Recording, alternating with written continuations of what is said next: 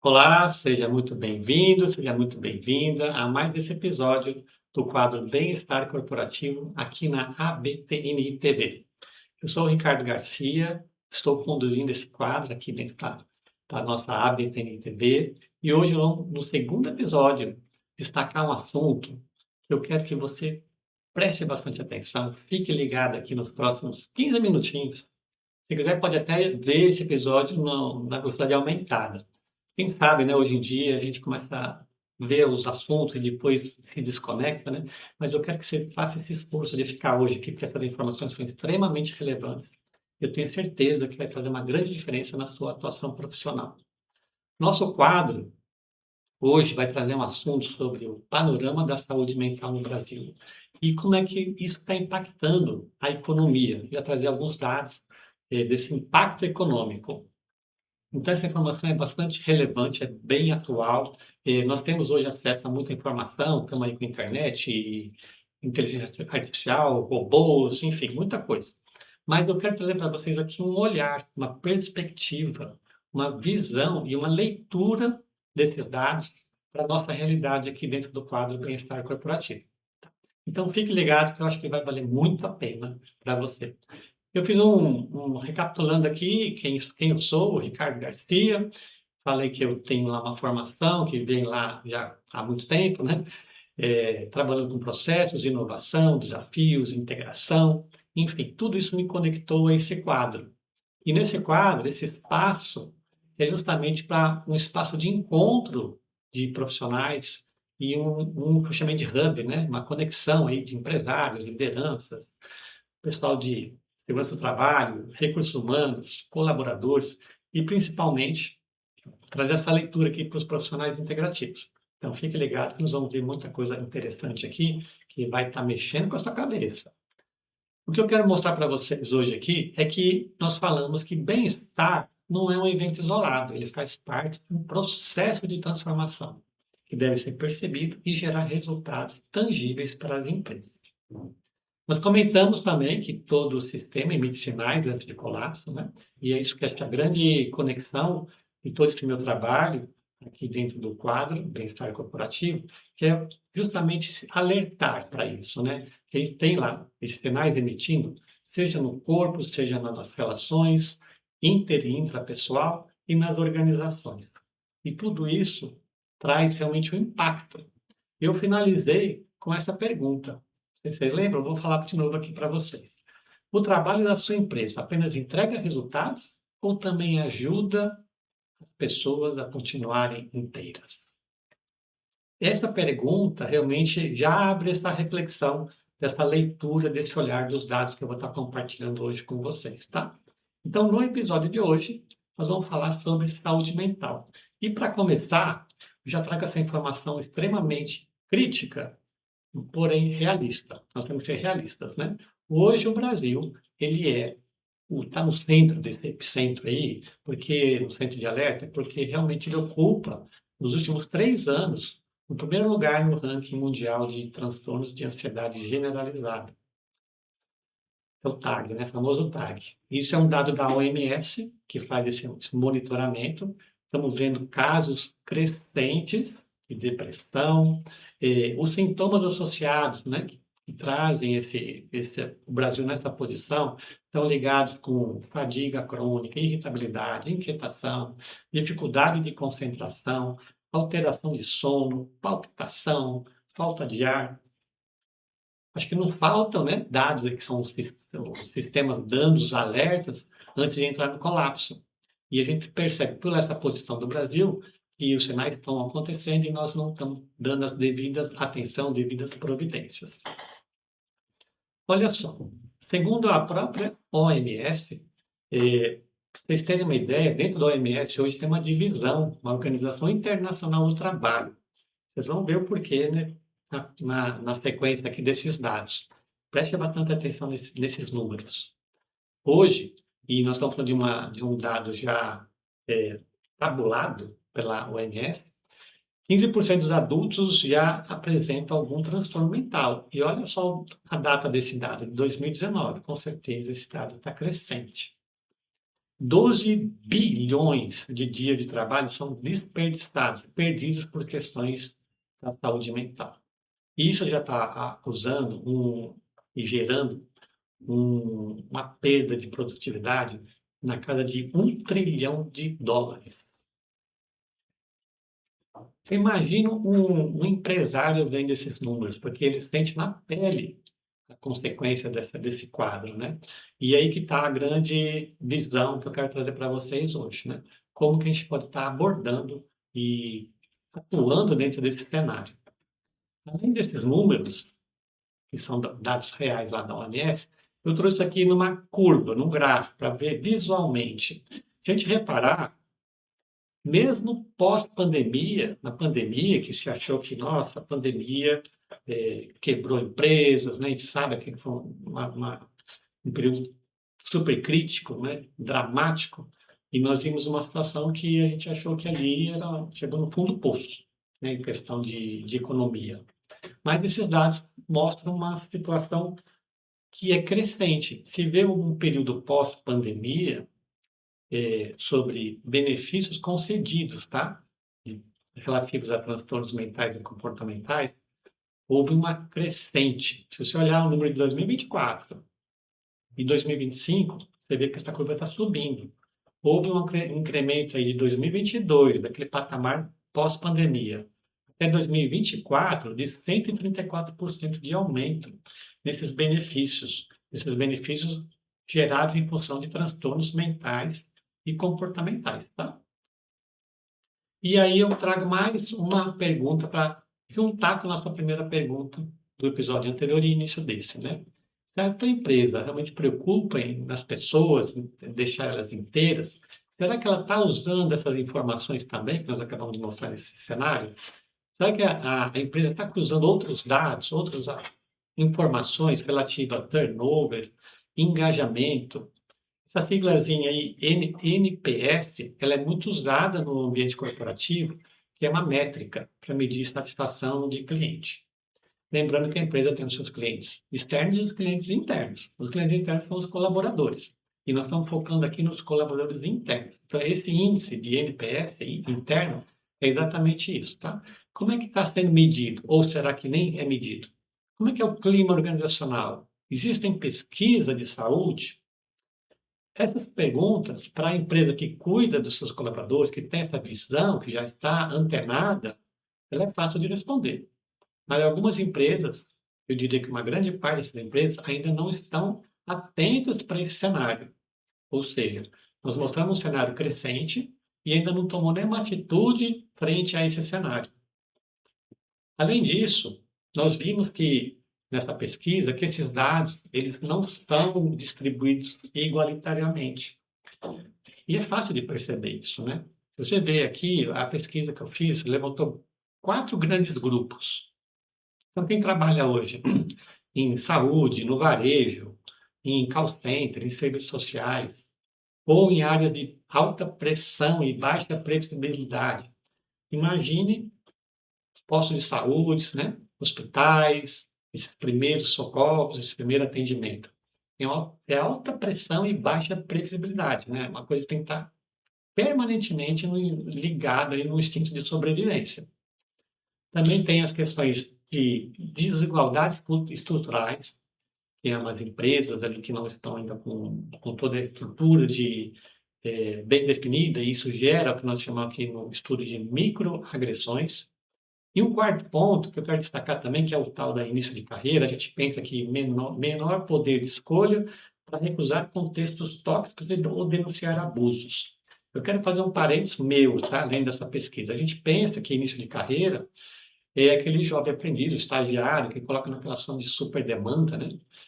Mas está ocorrendo no Brasil também um outro movimento, que eu colocaria também nesse quadro de início de carreira, que é o seguinte: se você hoje está na faixa aí dos 35 a 45 anos, mais ou menos, e se você perder o emprego hoje, for procurar emprego, você já começa a cair numa situação de que é difícil uma empresa contratar pessoas com uma certa faixa etária.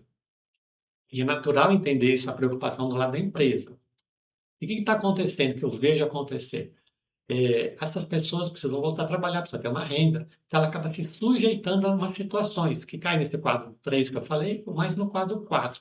Eu tenho visto pessoas com uma idade nessa faixa etária, ou até maior, tem que se submeter a algumas situações porque realmente precisa de uma fonte de renda. E é justamente esse conjunto de situações que está gerando também esses números da saúde mental do Brasil que nós estamos apresentando aqui. Então, você vê como esse quadro é grave. Além disso, esse custo deixou de ser invisível. Olha o tamanho desse impacto, né? Se você olhar aqui, produtividade, afastamento, benefícios sociais, gastos em saúde já estão pressionando as empresas e o setor público. E aqui começa essa grande informação que eu quero trazer para vocês. Então, é uma linha de raciocínio. Acompanhem comigo aqui, por favor. Se realmente já tem esse custo, deixou de ser invisível, já tem ali ó, um percentual, PIB é o Produto Interno Brasileiro, representando aí 4% de tudo que se produz no Brasil, desperdiçado aí com acidentes e doenças relacionadas ao trabalho, entre outras coisas, né? Esse custo já deixou de ser invisível, um percentual extremamente alto. E tem mais um detalhe, aqui é aquela questão que a gente fala, né? Isso aí é só a ponta do iceberg. E é mesmo. Infelizmente é mesmo, porque o custo que nós temos ali, eu fiz um exercício aqui, então acompanhe meu raciocínio. Se essa parte, a maior parte não está na fatura da saúde, nós estamos falando de despesas diretas aí, né? De 10 a 30%, nós temos a Pareto aí, né? Diagrama de Pareto, do 80-20, mais ou menos. Nós temos aí a maior parte está em perdas de produção. Então, o maior impacto de perda de produção, nós vamos falar depois ainda sobre absenteísmo, presenteísmo, queda de desempenho, isso a gente vai estar abordando em outros episódios. Hoje eu quero deixar bem claro aqui para você que essa grande parte aí do iceberg, a base, né, que está em torno de 80%, é realmente perdas de produção. Então, esse impacto aqui está já gerando dados consideráveis e que tem que ser abordado. Porque essa parte visível da conta, ela está espalhada. E na parte de RH, seja lá, dia de afastamento, benefício durante a ausência, hora extra, isso que a gente vê. Mas essa parte, eu vou voltar aqui para você ver, essa perda de produção aqui, que eu estou falando, esse dado não está nessa continha aqui. E aí que mora o problema. Eu fiz aqui um exercício, eu quero também chamar a atenção para vocês acompanharem esse raciocínio. É um exercício. Vou trazer aqui uma situação que você vê isso nas empresas. Eu estou trazendo até um dado assim bem, vamos dizer assim, bem conservador, seria esse termo, tá? Que na verdade é bem mais. Vamos imaginar uma situação de uma empresa que tem aí em torno de 15 funcionários, 15 colaboradores. Existe uma métrica famosa, vamos chamar aqui de continha de padeiro, mas só para você ter uma ideia do tamanho dessa situação, o tamanho desse impacto, na verdade, né, desses números que nós estamos falando hoje aqui nesse episódio. Eu trouxe essa continha aqui, eu vou mostrar para vocês. Isso aqui é um exemplo bem simples, tá? Um custo direto. Aí vamos pegar num ano, eu fiz essa conta baseada assim, imagina uma empresa com 15 funcionários. Você tem 15 funcionários durante um ano. Esses 15 funcionários que estão na tua empresa, né? E tem essa conta chamada CMD, que serão alguns custo direto, tá? Então, vou pegar aqui salário, encargos, benefícios, né? É um número que se eu somasse toda a tua folha de pagamento e dividisse pelo número de funcionários e dividisse por dia, eu cheguei a esse número aqui no exemplo, tá? R$ 287,40. R$ 287,40. Está claro até aqui, né? Esse é um número estimado que eu estou fazendo aqui. Numa empresa com em torno aí de 15 funcionários, pega a folha, você divide isso por um salário médio e depois divide isso por dia, tá? É essa conta básica que eu fiz aqui, para chegar nesse número. E também peguei aqui esse número 230. De onde eu tirei esse número para o nosso exemplo de hoje? Imagine que nessa empresa com 15 funcionários, você tem uma média de faltas e atrasos que chegaria a 1,5 faltas por servidor, por colaborador, por mês. Então, se a gente somasse isso para a empresa, o impacto para a empresa seria de 230 dias de faltas, de atrasos. Estou dando uma média, tá? Eu vou ser bem sério para vocês, porque está muito conservador. Eu já peguei números muito maiores que esse nas empresas, tá? Muito maiores mesmo. Aqui é só para trazer um exemplo, para a gente trabalhar essa informação aqui. Vamos voltar aqui para o nosso quadro.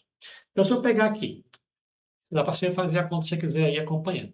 Se eu pegar os dias de afastamento e multiplicar por esse número, que é um salário médio diário, né? Deu esse número, 66.102. R$ 66.102. Sabe onde aparece esse número lá? Em lugar nenhum. Isso aí é uma perda, está indo para o ralo esse valor, tá? Então, isso já é um número, já é um indicador. Você vê como que existe um mercado aí que a gente pode estar trabalhando, atuando, ajudando as empresas a passar por esse momento tão difícil, né, que nós estamos passando na economia hoje. Como é que a gente pode colaborar com a empresa para reduzir esses gastos, esse dinheiro que está indo para o ralo? Então, isso aqui é só um exercício, porque junto com isso, nós temos que saber que vai afetar toda a operação da empresa, vai impactar todo o time.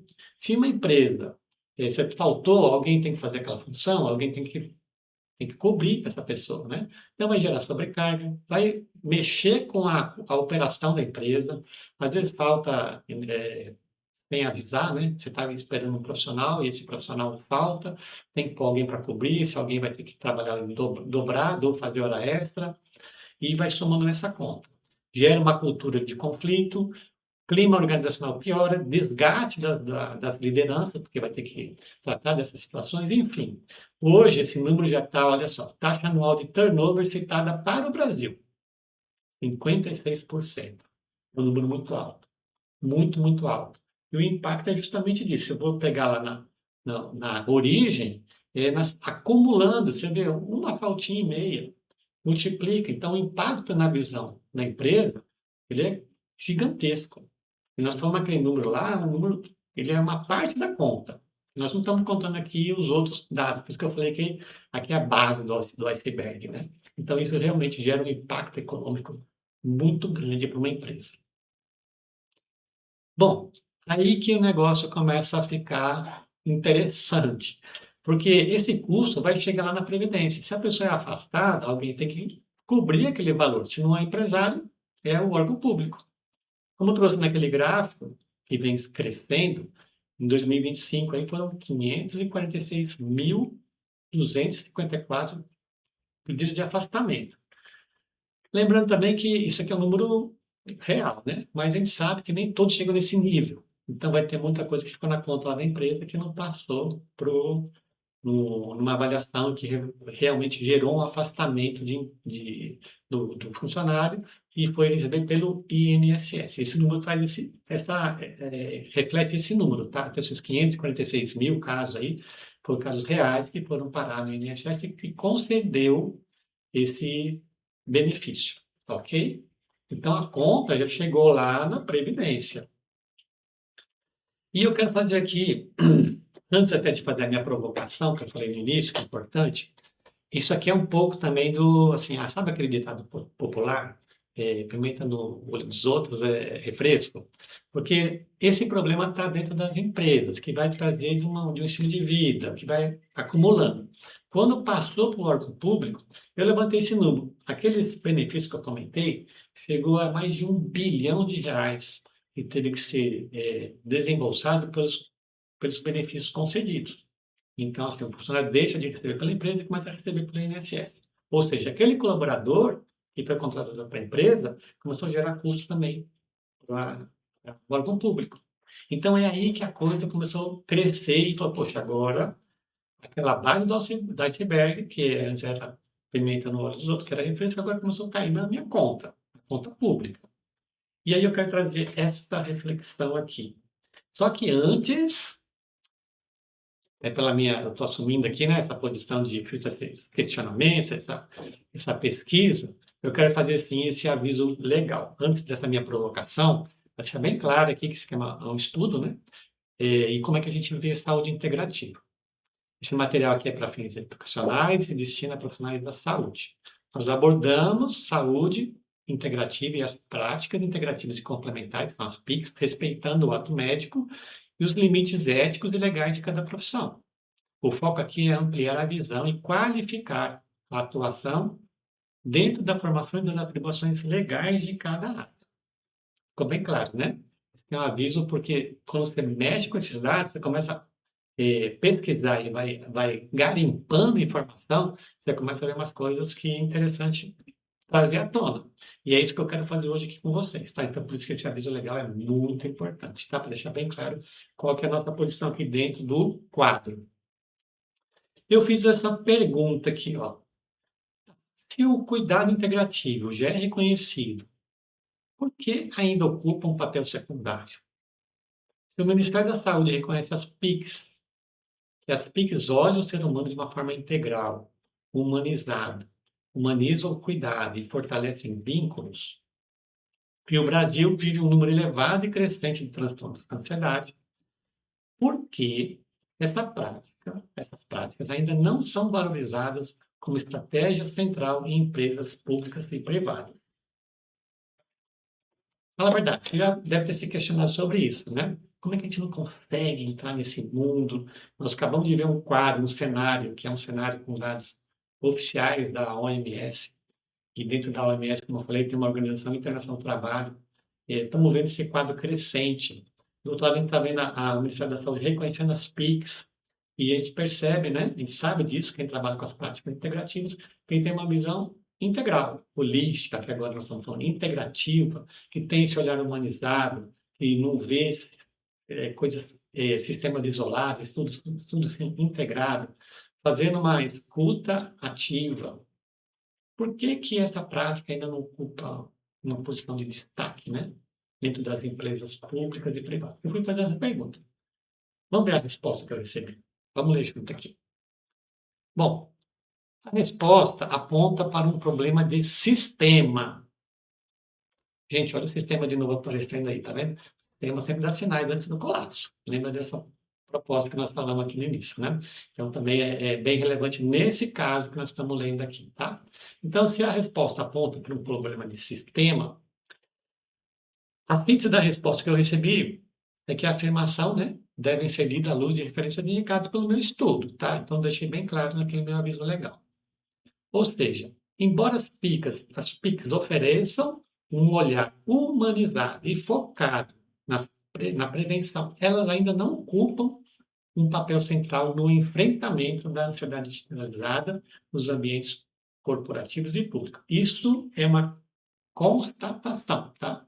Estamos constatando. E é fato, isso é verdade, né? Não ocupa um lugar de destaque nos ambientes corporativos e nem público. E a resposta, ela aponta para uma situação de subvalorização e por uma combinação de fatores culturais, econômicos e estruturais. Eu fui ver quais seriam esses fatores culturais, estruturais e econômicos, tá? Vou trazer aqui para o nosso quadro. E olha só o que nós temos aqui. A combinação de fatores, ela vem de situações que predomínio do modelo biomédico, que foca na doença, no sintoma imediato e na remediação rápida. Desafio de evidência tradicional, porque existe uma dificuldade de padronização para poder adotar, né, essas medidas. Então, personalização e dificuldade de padronização. Um terceiro, incentivos econômicos, financiamento privilegia consultas, exames, procedimentos, mais que prevenção continuada. Essa é uma forma que são os incentivos econômicos veem essa situação. E o quarto ponto que eu destaquei foi cultura e imediatismo. Ansiedade e burnout ainda são individualizados, predominam ações pontuais e cosméticas. Bom, nessa resposta, eu vou pôr de novo aqui para você observar um detalhe que remete a gente lá para o começo dessa conversa.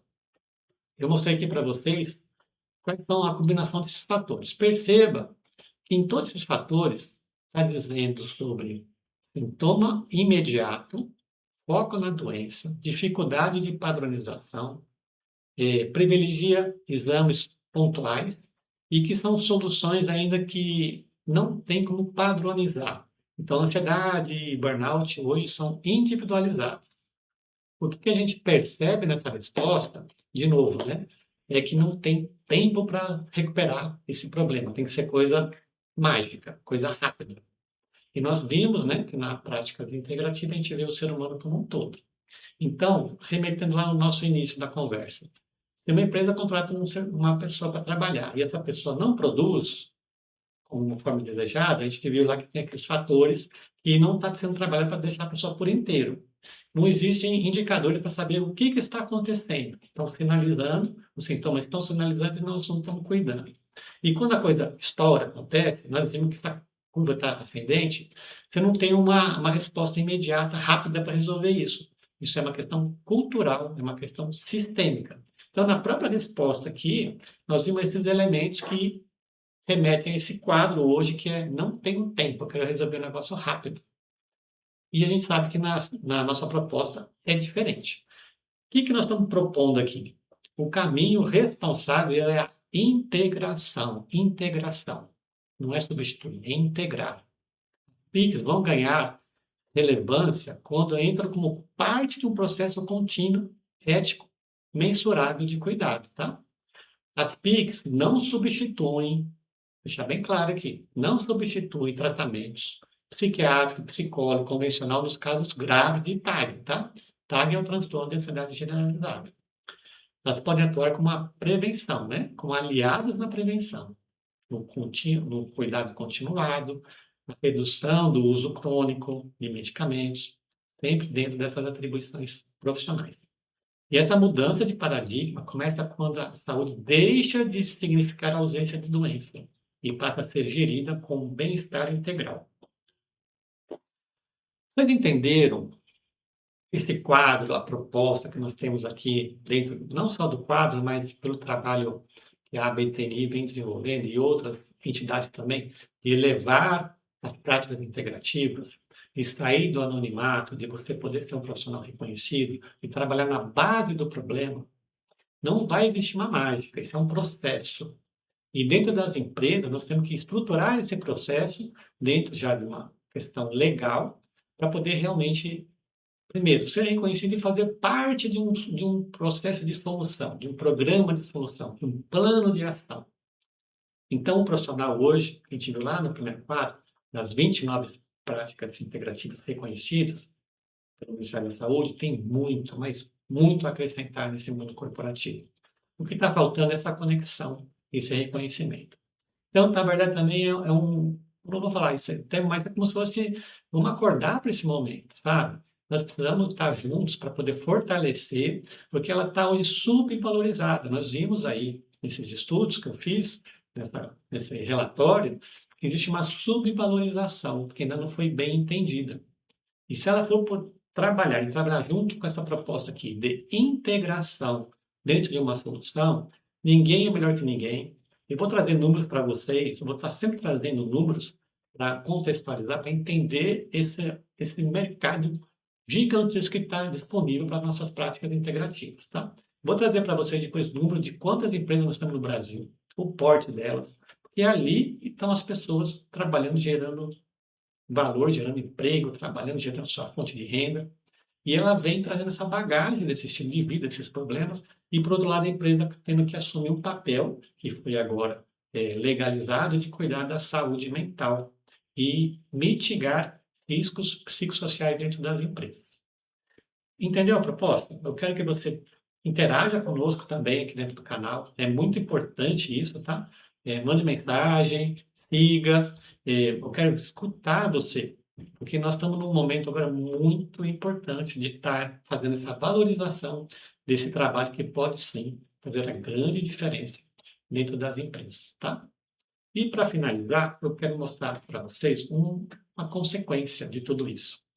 Beleza, bacana, Ricardo, eu entendi, você mostrou muita coisa legal, muitos dados relevantes, percebemos que essa movimentação dentro das empresas e dentro do governo, das empresas públicas, achando uma forma. Tá, mas se esses riscos já são mensuráveis, que nós mostramos aqui que são mensuráveis, né? quem responde por eles e como a empresa pode estar gerenciando.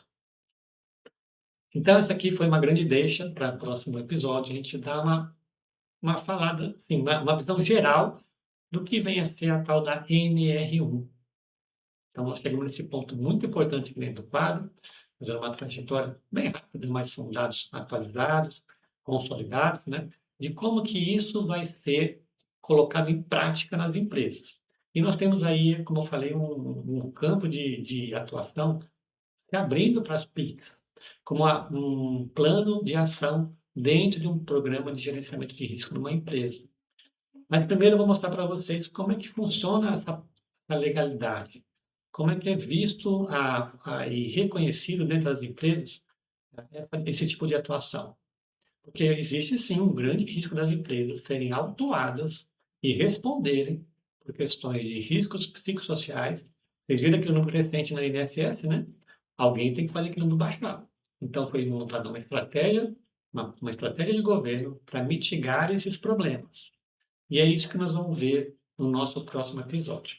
Então, reforçando aqui, se esses riscos já são mensuráveis, quem responde por eles? E como a empresa prova que está gerenciando? Bom, espero que você tenha gostado desse episódio e quero teu comentário de novo, colocar aqui os contatos.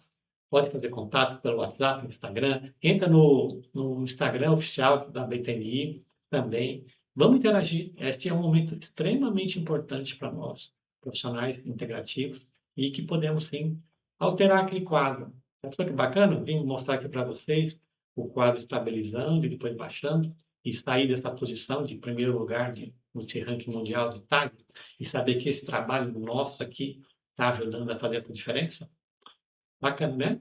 Então, espero você no próximo episódio e vamos saber como podemos realmente entrar nas empresas para fazer o nosso trabalho nas práticas integrativas.